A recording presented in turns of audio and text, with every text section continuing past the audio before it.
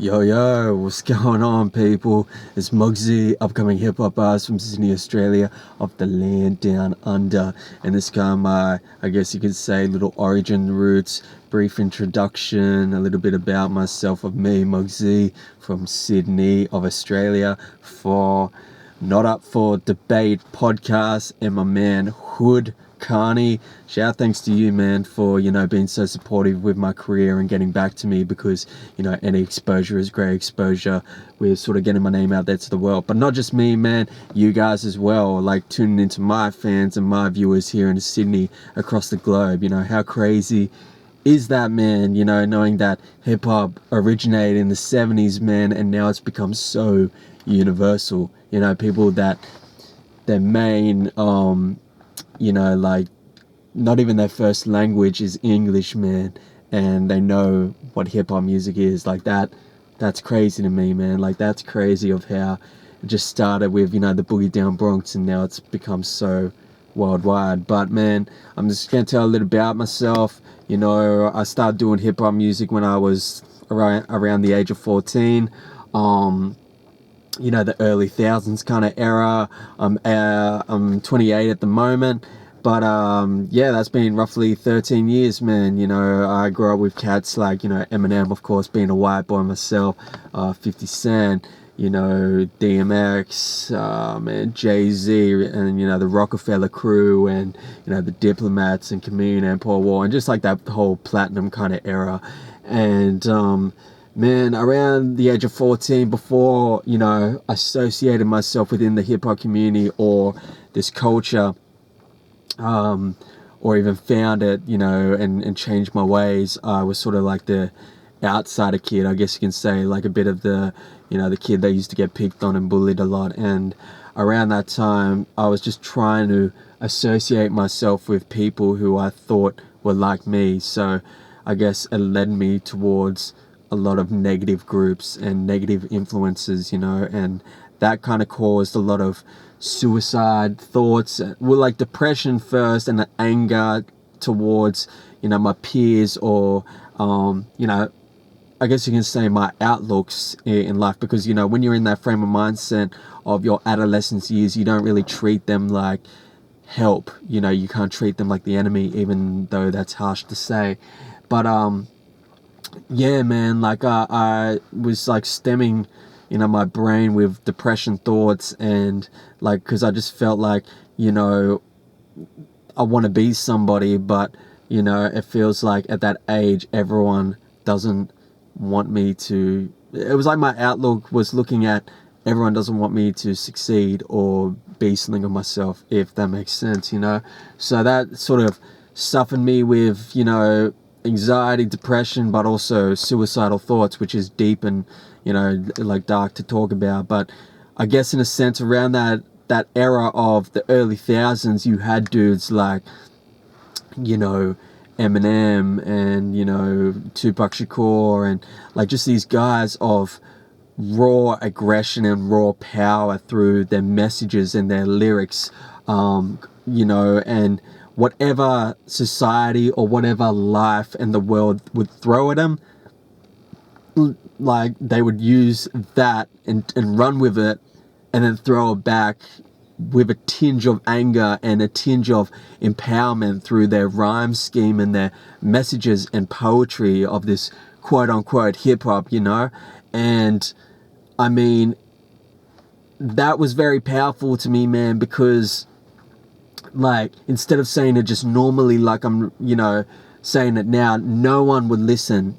People would think, oh, he's just trying to be, I guess, argumentative in a sense. But when it came to hip-hop music and having a voice like that, people would, something would spark in their brain, or something would spark in their thoughts to be like, yeah, maybe I should change, or maybe I should, do that differently, or treat that person with like, more respect, or whatever the case, or maybe, give back to the community. And seeing that at the age of 14, man, I wanted to be like that, man. I wanted to give hip hop a shot. And it's funny, man, because around the early thousands, when 8 Mile dropped, I'm not gonna front, man. every white boy from the suburbs tried to do the battle rap thing and, the whole Malibu's most wanted B-Rad bullshit. But with me, man, I really, at a young age, I started to mimic M, like, the whole Slim Shady and Marshall Mathers LP kind of style. And I felt that it was very therapeutic at the time, getting that raw aggression out and like that sort of twisted logical thoughts in a sense. I'm just gonna move the camera for a sec, but I felt that instead of like dosing myself up with pills and seeing a psychologist or something, it was better to like write that real twisted mindset. But over the course of weeks and like months, I would see dudes from the 90s, the 80s and the 70s, like the Run DMC with the the leather jackets and the big rope chains, or LL Cool J with the Kangol hat and the boombox, or then you'd go back to the 70s with cats like Grandmaster Caz on and DJ Kool Herc on the DJ decks, and they would have like the disco wear on, and like the 90s, which was like the Baggy and the Wu-Tang Clans, and like they're just like all these different elements. And I'd look at it thinking, like I've never seen these dudes before, they're not from my era. And I realized there was so much more of a culture and an evolution of hip-hop before my time of the early thousands, so I felt it just sparked my brain to spark something and say, you can do it as music, or go back and do your homework and learn where it came from. So I mean, as I was researching any way I could, like even being stuck here in Sydney, Australia, and not, the boogie down Bronx in New York, but whatever I could, whatever resources I had, I would see these legendary dudes like Grandmaster Caz and KRS-One and, Curtis Blow, Rakim, and like they, in all of their interviews, or like even like doing before like a mic rip on stage, they would say, hip hop was brought up on authenticity and uniqueness, and you can have your influences and have your, I guess you can say, idols, but if you're mimicking exactly what they're doing and their own craft and their own style, then you're really going to be frowned upon and not taken as a true representation of this culture and not a true MC. So I really, from that moment on, man, like it kind of, a light bulb went off in my head to say, all right, drop the whole Eminem act. That's not you. Like, you're going through a hard time, but really find this passion and this core of why you want to do hip hop music. So, that's when I started changing my whole style to really be, have messages in my craft, and have messages to hopefully spark someone that has gone through the same hardships as me and looks at here's my music and thinks, man, he's gone through the same troubles as well. And like really just having what hip hop was always brought up on, a message to give back, and man, it's taken me a long way. And I feel that, having those influences, but learning where it's come from and realizing how universal it's come over time, like the Boogie Down Bronx, and which was the disco, and with the block parties and the rec rooms, and then you had the boom bap, which was the 80s, and then you had the raw grittiness, lyricism of the 90s, and then obviously the early stages with the platinum and the commercial element of the 90s. I mean, not the 90s, the thousands to what it is now, and man, I mean, it's funny because there's a lot of dudes that really take hip hop for granted. They really just do it because it's the cool thing to do, or it's, the quote unquote music to be, and they don't really respect where this community and the origins where it's really come from, or really give props and respects to whoever paved the way. And I mean, not just the younger kids now, I'm talking about any generation, man. I know dudes that were really rocking the marks and stuff and loving it, and now because it's like the fly thing to do on their Instagram, or the wow factor thing to go on their Instagram and be like, fuck like those old cats, man, like they're not changing my music scene, I'm gonna do this drill music and blah blah, man. That's like, I think I'm getting off the subject, but that's fucking corny to me, man, because I know garage bands that look up to dudes like the Rolling Stones and Led Zeppelin and, you know, Aerosmith and like Guns N' Roses, and they're like, I want to be like Mick Jagger one day.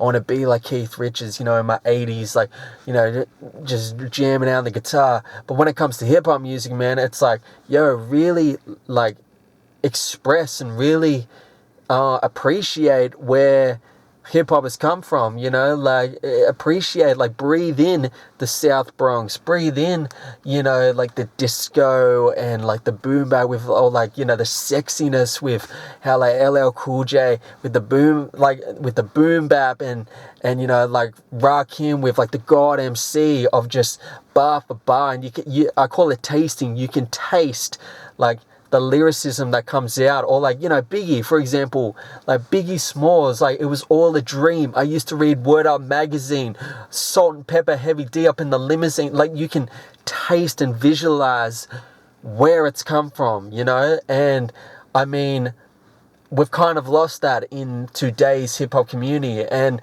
I always get the argument, yo, Muggsy, like, you know, they're still out there. You gotta search for it. You gotta look for it. But man, that's bullshit to me, because back in the day, we didn't have to search for it. You know, we were spoon-fed it. It was right there in front of us, man. So to backtrack and promote such garbage, what they're doing now, like, you know, tattoo up your face to look like a damn, you know, high school desk, you know what I'm saying? Like, to wearing dresses and, you know, going in the studio and just chuck a rack of money at them and like do some mumble rap shit while there's some kid spinning a, you know, 16 track, like, you know, 16 bar fire in his mirror, and he's just, you know, obliterating motherfuckers, man, and he, you know, he's not getting his shine and stuff. Like, that's an injustice, man. That's criminal to me, man, because, man, like, I mean, it kind of shows how dumbed down our guest community or society has come to really, you know, respect the Gucci Gang bullshit, and meanwhile you got like,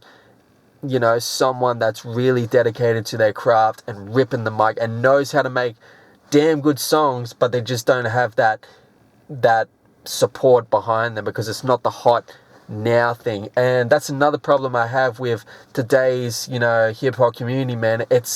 We don't invest in artists anymore.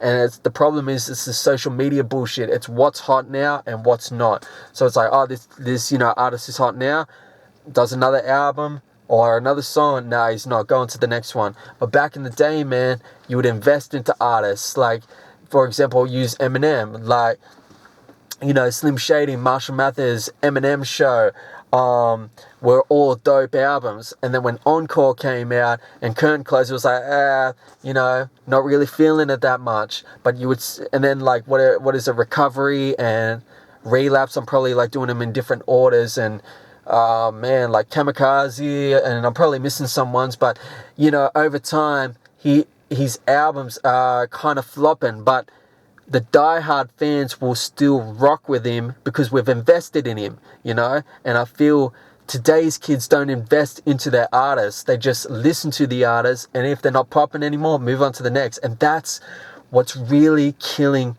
our culture, and that's what's, you know, breeding this corny bullshit artist. When you go into world star hip hop, it's like bullshit after bullshit, man. Like with this, you know, beat tap drum where it's like that. It's just like, there's no flavor, man. You know, like, I mean, and I'm probably sounding on my soapbox, but man, like, go to the 90s and you pop in like the Wu-Tang Clan album, and it just like Kiss the Sky, man. Like, it tastes gorgeous, you know. You can hear it. Or Nas's Illmatic, you know. You pop into like a Lil Yachty album, man, that shit is straight garbage, man. You know, that shit is whack. Like, you pop in a Lil Peep album. Is that the dude that did Gucci Gang? I think that's Lil Peep or Lil Pump or some bullshit. Lil this, bitch this, you know, bitch all that. It's garbage, man, you know. And I mean, I get on my soapbox because I do get angry about it, man, because I guess in a sense I miss where it's come from, or I miss, like, you know, the greatness of what hip hop once was. And what it is now, man, it's corny. Like, I'm just gonna say it, man. Like, it's straight bullshit. And they always say, well, hip hop is for the younger, you know, like I was 14 getting into it. These kids are young. Yeah, man. But like I guess we had a moral compass to know what was hot and what was not, man. Like if your son, you know, tattoos his face up like a little Xan at the age of like 14, man, and he's running around like a dress and he looks like basically like a junkie, you know, wanting like a Centrelink check. Centrelink is what we call your guys' welfare. You're like running around wanting a Centrelink check, man. That's the cool thing to do now, man. That's fucking corny to me, man. That ain't hip hop, you know. So I mean, that's kind of like, you know, my rant and my backstory. But I'm also going to tell you guys about the Australian hip hop community. Now, the Australian hip hop community was early stages back in the 80s. We started off with, you know, well, I was born in 91, but this is how I know because I love this culture and to research and stuff. But the 80s was the breakdancing and the graffiti, because we didn't know how to, I guess, promote rapping in a sense, or even be respected with the hip hop community of, you know, MCing. Because with the 80s, you had all that was, you know, all that was known about Australia was Crocodile Dundee, you know, with that's not a knife, this is a knife, or like, you know, get on the Barbie. So when you put that into terms of hip hop music, it's kind of like, yo, you're rapping about barbecues and wrestling alligators and stuff, you know. So over the course of time in 2019, and knowing that social media has become a big part of careers and we get to showcase our stories and showcase what Australia can do through, you know, multiple networks, and we're not about this whole, you know, shrimp on the Barbie and get a beer with the boys and stuff. I mean, I sound like an absolute bogan, man. I guess there's more of a platform and more of a success in the Australian community for hip hop, and just as a worldwide thing, because, you know, talking to you guys about promoting me, and I'm an Australian MC, you know.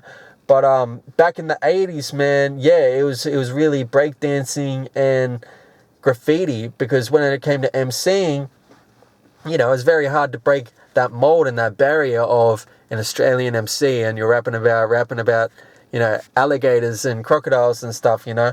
But nah, man, I mean, we all have different stories. You like, and Australia isn't like the Crocodile Dundees, man. I guess we're just a smaller version of the States, I guess you can say, man. You know, Sydney, the Harbour Bridge, and I don't know, all that. But it's funny with the Australian community, man, when it comes to hip hop, we love the underground scene, you know, like with the bars and the lyrics and having that story to tell. Or when something new comes out about the culture, like it's like, oh, this new artist is tagging up a wall, or this new kid like knows how to do these moves with his, you know, b-boying, or bring in the old turntables and start scratching the old vinyl and stuff. Dude, we over here in Australia, we love more of the old school, you know, roots flavor of hip hop more than this garbage of new school, man. You know, like, I mean, there's some kids that I know and some kids around the block that really, you know, do wear, you know, do the sort of drill and the trap sort of stuff because it's the pop and thing now, but it doesn't really fly that far over here in Australia with hip hop communities and groups, like rather it does in the States, you know, because yeah, I mean, it's just, I wouldn't say because it's such an Americanized way of looking at it, but it's, I think we just look at it as like a normal corny way, man. And I guess people look at that and think, yo, well, you know, shouldn't you respect hip hop being so evolving and so evolutionary of getting a new style in? And I mean, yeah, look, man, like hip hop has really had different flavors, you know, and it's not just the lyricism and having the message. We've had party joints like, you know, Big Pun and Will Smith and DJ Jazzy Jeff, to, you know, Heavy D and the Fat Boys and all of those greats, man. And Kid and Play, you know, ain't gonna hurt nobody. Yeah, like I have to play it again to know the lyrics, but you guys know it. Dude, they are great party jams to jump. Or Nelly for the, the early thousands, man. Nelly. They were great party joints, man. So that excuse or that argument where it's like, they're just making something for the kids to jump up with. Well, the kids jumping up with and then end up in the bathroom and end up like a junkie, man. Man, fuck out of here. So, nah, there's nothing you can do and say to make me respect where today's hip-hop has come to, man. Today's hip-hop, man, is getting more ridiculous by the moment and more bullshit by the moment, man. And it'd just be nice to see more better lyricists, more better bars, and more better, I guess you can say, frontline acts to promote, what hip-hop once was, man. Like, obviously we've got a small minimum of artists now, like, J. Cole and I guess you can say Kendrick and Russ and Action Bronson. And man, what did I name? I just named 4. Like, I can only think of 4 people, man, that are dope. And like the rest of the pool is flooded with whackness, man. Like that's how garbage, man, hip hop has come with this whole social media era. So I mean, I'm getting sidetracked again, but with the Australian community, man, we really love hip hop music, like its true core of what it is. But in saying that, man, like there's a lot of MCs and artists that love doing it as a hobby instead of pursuing it as a career.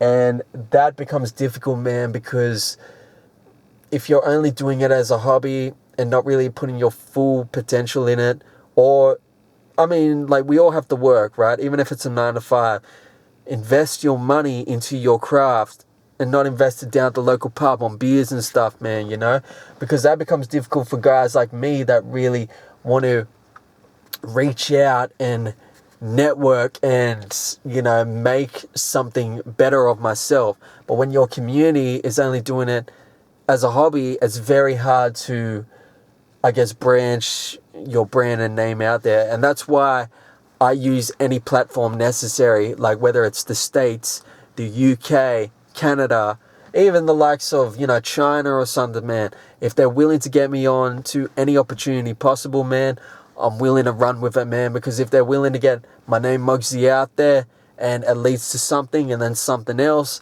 or another opportunity, I mean, I'm thankful for that, because it could be pushing me closer to my dream and my goal instead of just sitting back and then rapping on the mic for the sake of it and then just chilling out with my friends and being like, all right, back to work the next morning and, slaving away. Like, that's even how bitter and negative that sounds about the Australian hip-hop community. That's the truth behind it, man. Like, I mean, we love the hip-hop music and the culture of it, but when it comes to making a career out of it, we're slack and we're being lazy as fuck about it, man. It's like I know dudes that have incredible bars and incredible music, and I see him at the club sometimes, or I see him at the open mics, and I'm like, dude, like, push that shit out there, push it out there more, or like, why aren't you signed, or why aren't you bigger? And either he's not doing today's stuff, which is the mumble, poppy stuff, or he's lazy, man. It's like, yeah, it was a dope track, but I don't know. I'd just rather rip the mics and see where it takes me. Rip the mics. Like, you can't just set yourself to one thing, man. You gotta, do shows, magazines, radio play, features, all this sort of stuff. That's what I do, man. I'm 110% around the clock, and I juggle work too. I juggle my bartend job, but you have to juggle it, man. It's like, yeah, do my gigs, do my interviews like this, do my features, get my radio play, do my acting gigs and balance work. And then I'm stemming further towards my career rather than just doing one path, So that's a little bit about the Australian hip-hop community for you. Oh, and another thing to mention about it, our battle rap scene is what's pinnacle skyrocketing at the moment, man. Like, I grew up on, the 106 and Park days, like MC Gin, rocking the mics, man. Yeah, like they were fun times in the thousands, man, at 106 and Park. But over here, man, we have some pretty raw, gritty battle rap scenes, man. Like, it's not really the freestyle element like it once was. It's more you get your opponent, like you find out who you're going up against, and I think you get about a month to research about them, and you get 30 seconds of 3 bars, back for back, fight for fight. And yeah, about a month to research into your opponent, and then on the day you just obliterate them.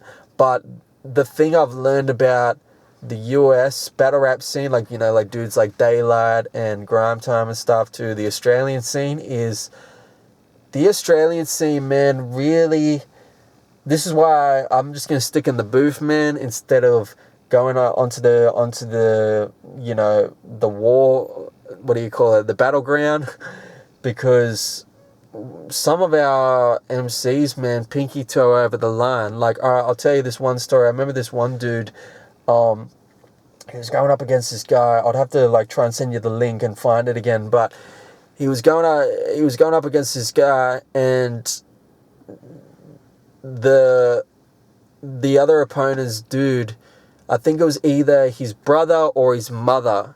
It was one of the two, but I know it was a family relative, was dying of cancer and laying in the hospital bed.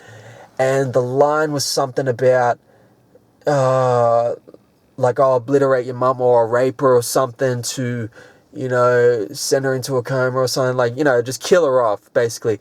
And instead of just, like, standing there and taking it, they had to split up the battle, man, because he was literally like brawling, like just snap like that, just brawling into him, man.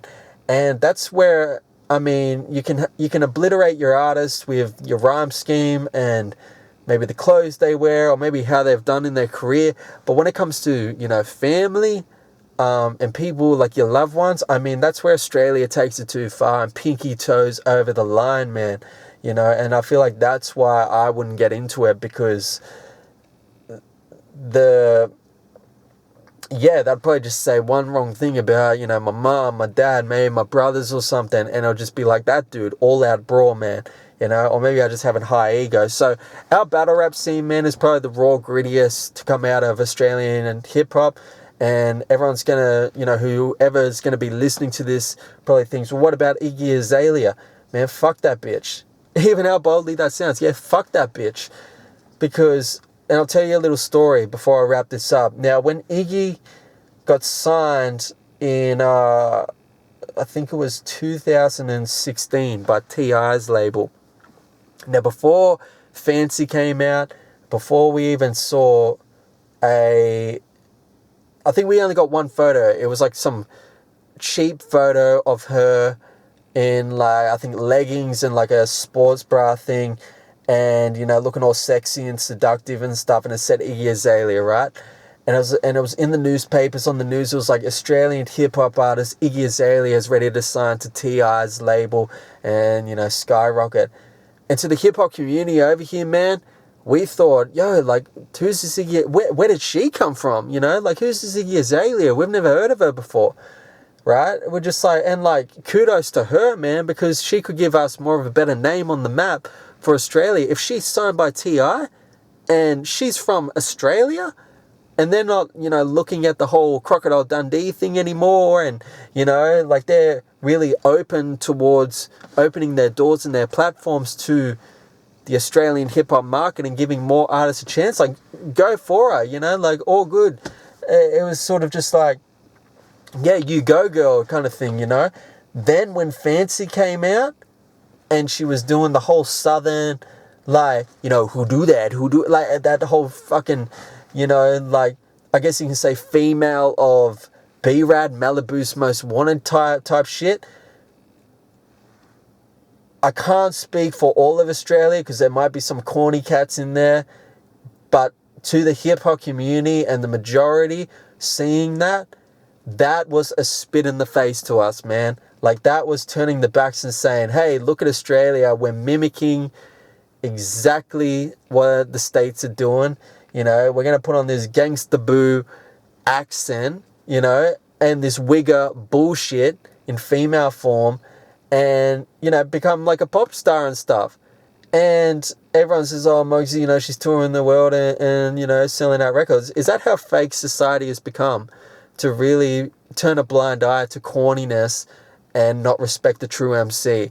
Even, yeah, like, it was funny because that year later, T.I. tried to do a tour with her in 2017, and it was funny because they had to cancel at the last minute because she wasn't making ticket sales, and two, she was getting a lot of death threats and stuff. Like, dude, you guys can have her in the States, man. We don't want her anymore, especially in hip-hop over here, man. She's a corny-ass bitch, man, for doing that. I mean, and everyone's like, oh, it could be the labels behind her doing that. No, like, you have, at the end of the day, your own voice and your own decision to make. And if you're really love hip-hop and you're a real representation of what this core hip-hop is, then you wouldn't pull a stunt like that or a trick like that, you know? So fuck Iggy Azalea, and hopefully we get a better MC from Australia that can showcase what Australian hip-hop is about. So that's to your American viewers of how Australia perceives Iggy.